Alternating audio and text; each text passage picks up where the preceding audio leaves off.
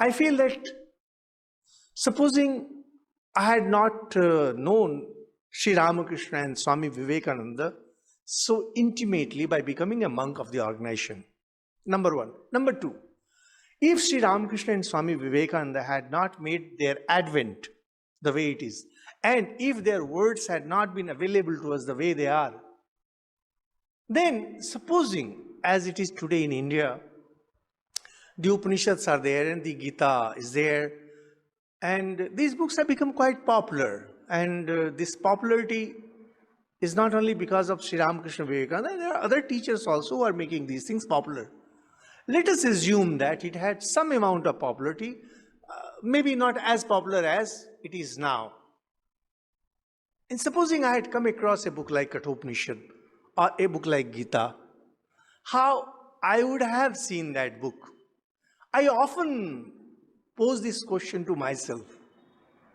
Think of Gita, think of Kathopanishad, think of Ishopanishad or any of these Upanishads. When I look at these scriptures, even with the commentaries by the masters like Shankaracharya,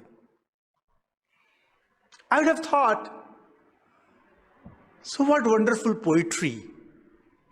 And I would have thought, what sublime thoughts, what grand thoughts.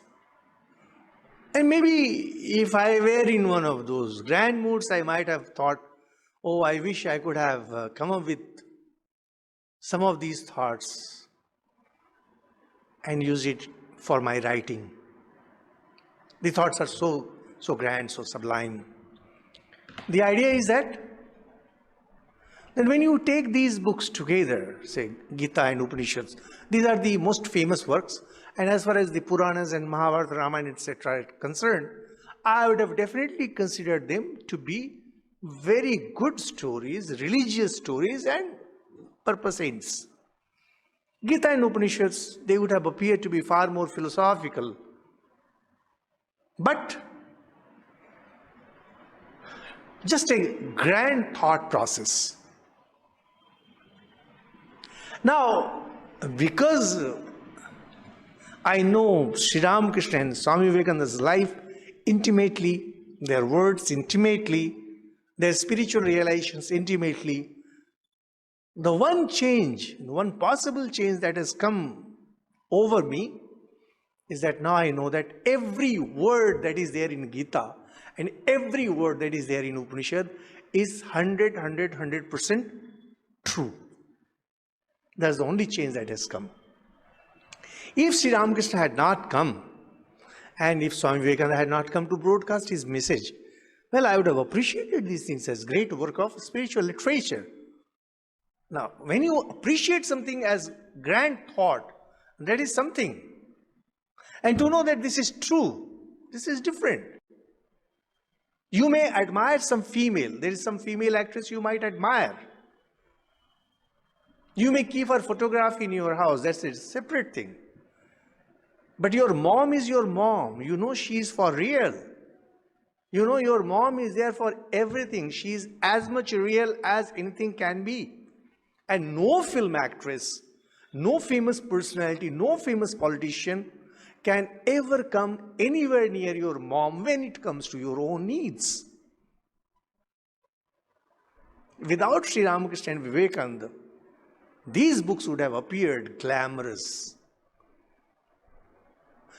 something truly praiseworthy. But because they came, they practiced these things in their life, they realized them, and they showed at every step that these are true. Religion became alive.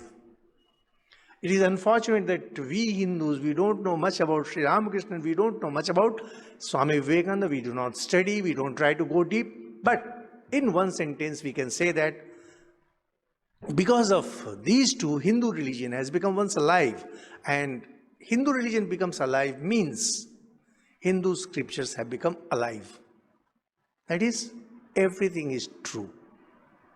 The importance of mom in a house, as you perceive, in the same way the Upanishads and Gita are important, not only for a Hindu, in fact, as we proceed, we shall see, There is nothing sectarian about the Upanishads or the Gita.